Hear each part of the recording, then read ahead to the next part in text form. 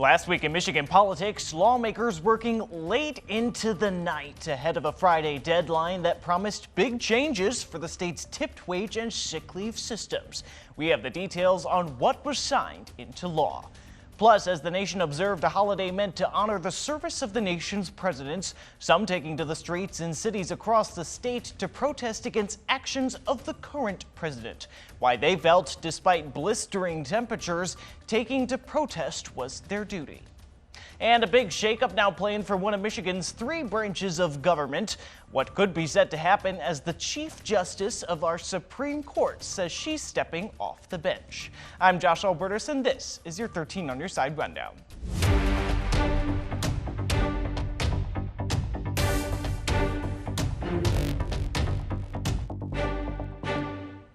And we begin at the state capitol, where lawmakers this week passed an 11th hour deal Thursday night to amend the state's tipped wage and sick time systems, as big changes ordered by the state Supreme Court were set to take effect Friday. The deal, now signed by Governor Gretchen Whitmer, would raise the state's current tip credit, which allows employers to pay tipped workers 38% of the full minimum wage as long as tips make up the rest. That would now rise to 50% by 2031. The state minimum wage would also increase to $15 an hour by 2027. And when it comes to sick leave, employees of businesses with 10 or fewer employees can use up to 40 hours of paid sick leave time annually at a rate of 1 hour for every 30 hours worked. Employees of larger businesses can use up to 72 hours of paid sick leave time annually that they accrue at the same rate. One official with the Grand Rapids Chamber thanking lawmakers for their commitment. It was hard, and to stay at the table with this deadline approaching and how tough politically some of these things were, I really appreciate it, and it's going to make a huge difference for our West Michigan, particularly for small business communities. But One Fair Wage, the group behind the initial 2018 petition effort that was then, according to the state Supreme Court, unconstitutionally adopted and amended, said it would seek a new referendum to halt and overturn these tipped wage changes. The group has sought to keep the court's ruling in place that would raise the wage to roughly $15 an hour by 2028 and phase out the tip credit entirely. The Chief Justice of the Michigan Supreme Court has announced she will be stepping down. Justice Elizabeth Clement has served on the court since 2017, when she was appointed by Republican Governor Rick Snyder. She then successfully ran for a full 8-year term in 2018. While justices are technically nonpartisan on the ballot, they can be appointed by partisan governors and run in elections after being nominated by political parties. Whomever Democratic Governor Gretchen Whitmer appoints to replace Clement will need to run again in 2026 if they wish to stay in the post. Should Whitmer appoint someone in line with her own Democratic views, the Liberal bloc would have a 6-1 majority on the high court after Clement leaves. In her announcement, Clement said she would step down no later than April 30th. Parents and caregivers, there are new laws coming this year for car seat guidelines. The age children should remain in car seats is going up. Starting in April, children younger than 2 years old should remain rear-facing in their car seats. Previous guidelines were for children under the age of 1. Also, children should use a car seat rear or front-facing until at least 5 years old. Previously, it was 4. Laws for booster seats remain unchanged. Children under the age of 8 should still be using them. We don't want to rush through those ages and stages of car seats. We want to make sure we max each stage out, because as you move forward from rear facing to forward facing to booster, you lose degrees of protection. So don't rush to get to the booster seat. Take your time, let your kid actually outgrow the car seat that they're in. For all guidelines, it is dependent on the height and weight limits of the car seat, so check your manuals. Most counties in Michigan have child passenger safety technicians who offer car seat checks. You can learn more about the changes on our website, 13onyourside.com. And Governor Whitmer is returning as a member of the Bipartisan Council of Governors after her reappointment by President Donald Trump Thursday. The The reappointment makes Whitmer the longest currently serving governor on the council after her initial appointment by President Joe Biden in 2021 and her reappointments in 2023 and now again in 2025. The council consists of 10 governors appointed by the president, 5 Democrats and 5 Republicans. It works with federal agencies on issues like Homeland Security, National Guard operations, disaster response, and other security and safety measures. Leaders in the West Michigan Latino community say they're seeing what they call a troubling trend since President Trump signed several executive orders. They say fewer people who need help are reaching out to get it, including those affected by domestic violence and human trafficking. 13 on Your Side's Lauren Baker spoke to community leaders and a survivor about their concerns. 26 years ago, Elizabeth Jimenez came to America from Mexico with a goal to start a new life. It's American dream for everybody. And to get closer to her mother. I know growing up with her, I grown up with my grandma. So I never have a relation with my mother. Excited for a new journey, she came with hopes and dreams for her future family. Unfortunately, I was quiet for 21 years. She says that new journey started with a marriage filled with domestic violence. I have a violence in my first relation. So the person is like abused me economic, physical, verbal. That's when she came to Puertas Alburtus, hoping to get help with not only leaving that situation, but also starting her life over. She says it helped her tremendously for both her kids, and her new husband. When you grow up with low self-esteem, you never thinking that you are valued. You never thinking how much that you can do it. Sadly, there are fewer people getting the help they need like Jimenez. What we have seen is a lot of worry. Founder and director of Puertas Alburtus, Andrea Inosotra, says recent executive orders and the new presidential administration has put fear among those dealing with domestic violence and human trafficking in the Latino community. Clients are afraid will impact the idea of coming forward and said they're being abused, so they're in a domestic violence situation or trafficking victims. She says they're only seeing 4 new clients a week, which is low for them. And because things haven't changed, they're fearful the trend will continue. It's very difficult to come forward, to look for help if we are afraid of, what can happen to us. Which is why she and Jimenez are encouraging people to come forward and get the help they need. Don't stay quiet. Don't stay quiet. Because they say places like Puertas Abiertas can help you find yourself again. I know who I am. I'm a strong woman. If you or someone you know is struggling with domestic violence or human trafficking, we have resources available for you. They are in the story on our website, 13onyourside.com. And President Trump this week gave public schools and universities a 2-week deadline to eliminate certain diversity initiatives or risk the loss of federal funding. An Education Department memo on February 14th directed the schools to stop using, quote, racial preferences as a factor in admissions, financial aid, hiring, or other areas.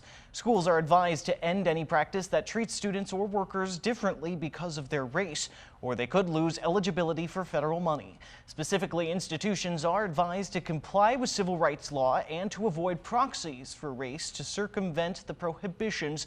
According to financial information released by the state in 2023, about 13% of the state's school budget came from federal funding. Potential changes to medical research funding in the United States is causing a lot of concern from medical experts, including right here in Michigan. We spoke with a researcher at Michigan State University about how this could impact their work.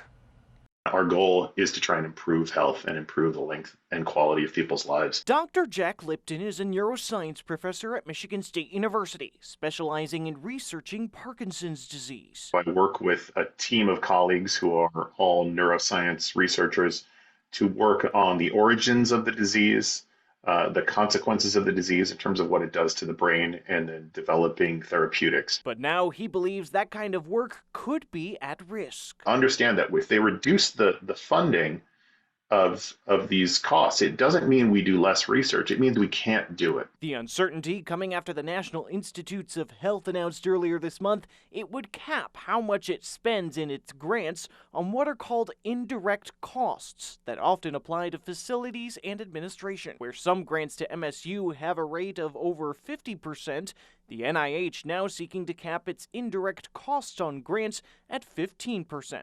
A lot of the work that's paid for with those indirect costs are mandated by the federal government and have to happen. In guidance posted to its website earlier this month, the NIH saying in part, quote, NIH is obligated to carefully steward grant awards to ensure taxpayer dollars are used in a way that benefit the American people and improve their quality of life. MSU received tens of millions of dollars from the NIH in 2024, including nearly $1 million in its partnership with Henry Ford Health to study how to potentially reverse the side effects of treating Parkinson's. Nearly $140,000 of that was for indirect costs. We have all kinds of individuals that work to support the laboratories that aren't involved in the direct research, carrying out the research that are part of the project, that you have to have. It's like giving someone a car without giving them the road. According to the Associated Press, the move was temporarily blocked by a Massachusetts judge last week after some sued to stop it. But the confusion itself proving disruptive for things like accepting students. While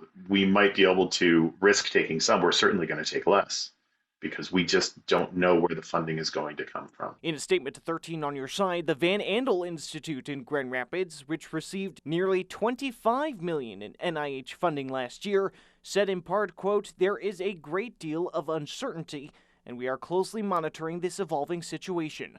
Funding cuts would significantly impact scientific research in the United States. And as a hearing on this had been scheduled in district court for Friday, the Associated Press reporting that day that the block had been extended. Thousands of people across the country have lost jobs amid the current downsizing of federal agencies. In Michigan, nearly 30,000 people are employed by the federal government.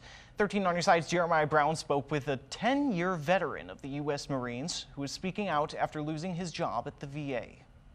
My biggest concern, it's not about myself, it's not about my job, it's about all the other federal employees that have been affected by this. Andrew Lennox was 2 months into a new career as an administrative officer for the U.S. Department of Veterans Affairs in Ann Arbor. And since I'd gotten so much from the Marine Corps and the military and the veterans that paved the way before me, I could think of like no greater job than to continue supporting my family and my country.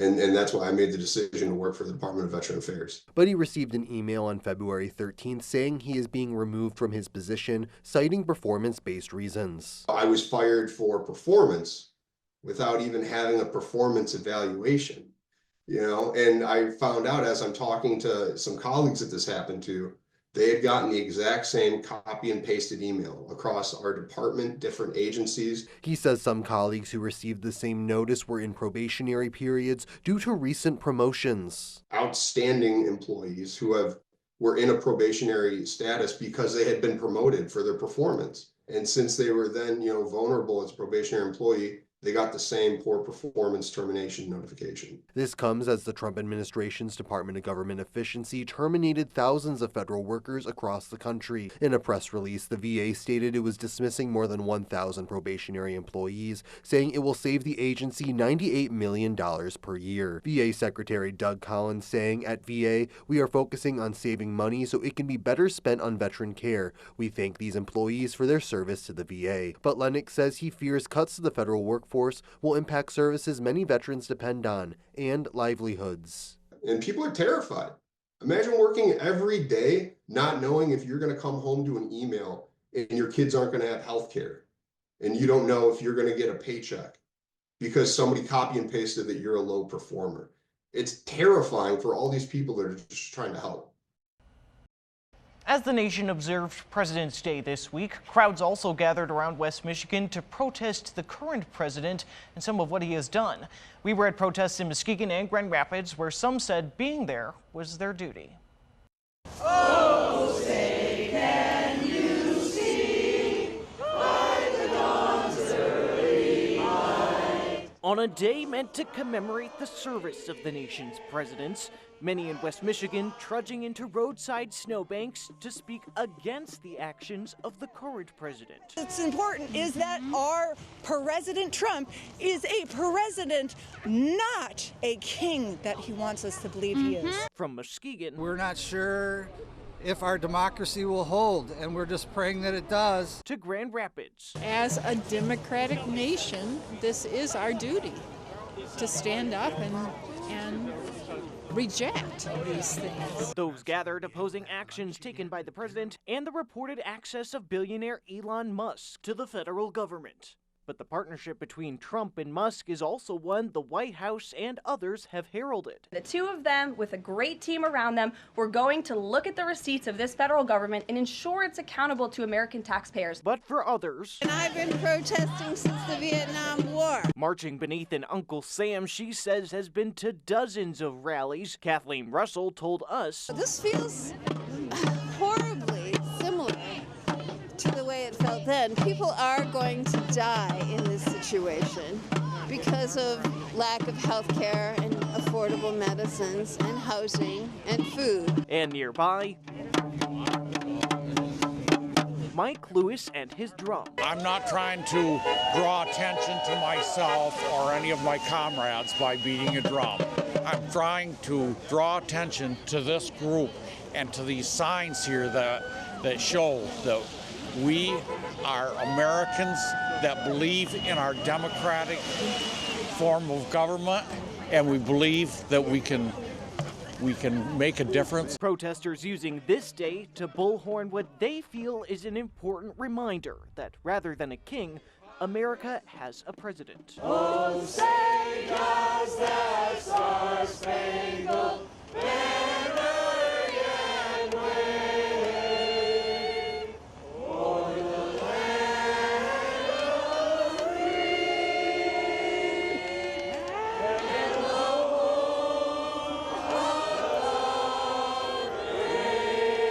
the brave. It's been nearly a month since Michiganders could start filing their state tax returns. How many have been filed and what the average refund is looking like. That's next.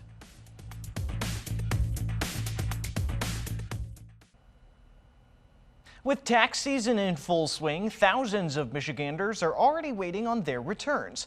The Michigan Department of Treasury said that over 750,000 returns have been filed through February 15th, with over 650,000 of the returns seeing refunds.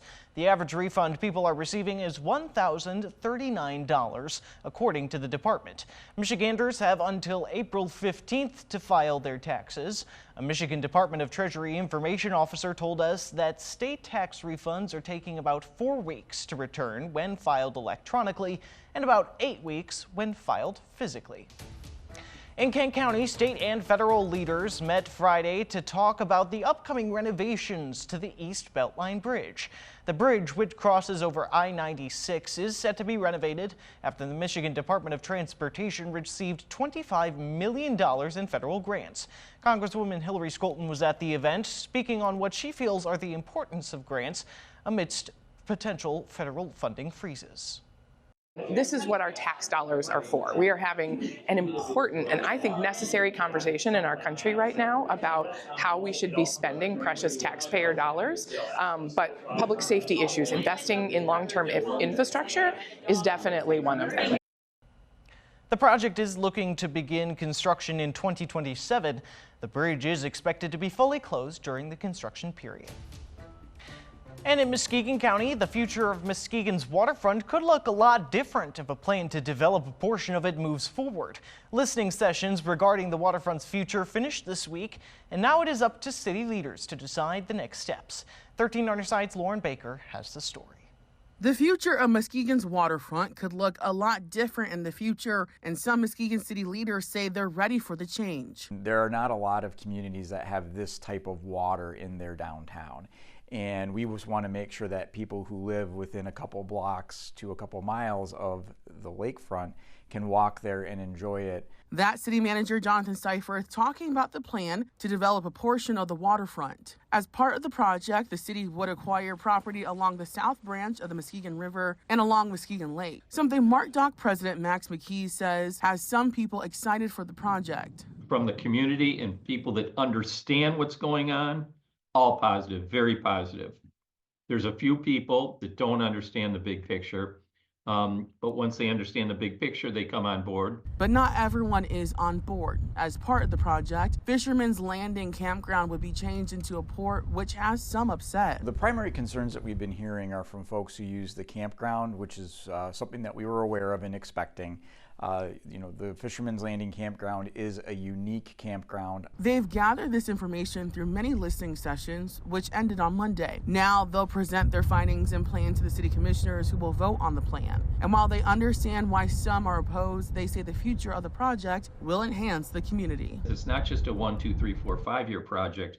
It's a 5, 10, 20, 30, 40, 50-year project that can be built upon as time goes on and enhance the commerce and enhance the prosperity that will come to our community and West Michigan in general. Lauren Baker, 13 on your side. And voters in Muskegon County are being asked to improve the Muskegon Museum of History and Science.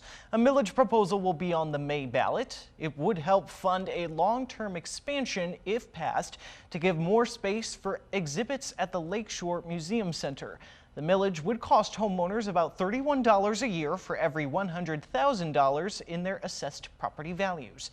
The added space will be added to the current property and help preserve artifacts, add new educational opportunities, and help visitors who are physically disabled get into the building.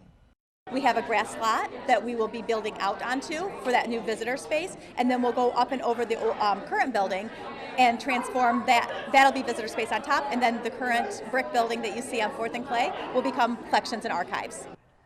The millage will be on the ballot May 6th. If passed, it will also help keep the museum free for Muskegon County residents. New state conservation officers are in the middle of their training near Lansing this week, and it's more intense than you might think. We're told it's similar, actually, to a military boot camp. And 13 on your side's Jeremiah Brown got an up-close look.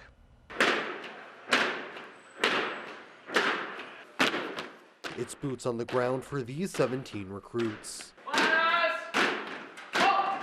as they train to become the state's newest group of DNR conservation officers. 26 weeks of training that takes them underwater, to the classroom, and out in the field. They're basically completing their MCOLs, the Michigan Commission on Law Enforcement Standards certification, so they're doing everything it takes to become a police officer in the state of Michigan. Training Academy Commander Kyle Buchholz says the last 8 weeks of their training will be focused on outdoor recreation and fish and game violations, but these first 18 weeks prepares them to be able to assist any other law enforcement agency and respond to those calls. We wake up at 5, they're in PT at 6, we PT every day just to keep them in shape and kind of build that responsibility of, taking care of your health and your own well-being. March into breakfast in uniform, and then after breakfast they'll have room inspections and uniform inspections. Go on to class for 4 hours. They'll have lunch chow, and then they'll do an additional 4 hours of classroom, and they'll go to dinner, and then they will have a 2-hour classroom session or scenarios at the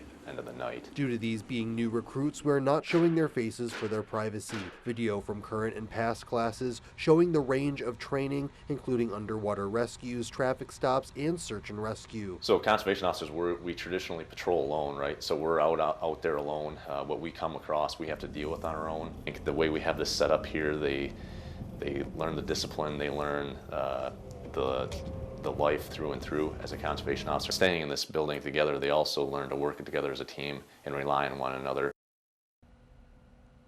And that's the rundown for your week in Michigan politics. Be sure to keep up with all the top political stories of the day, both on air and online at 13onyourside.com. We'll see you next week.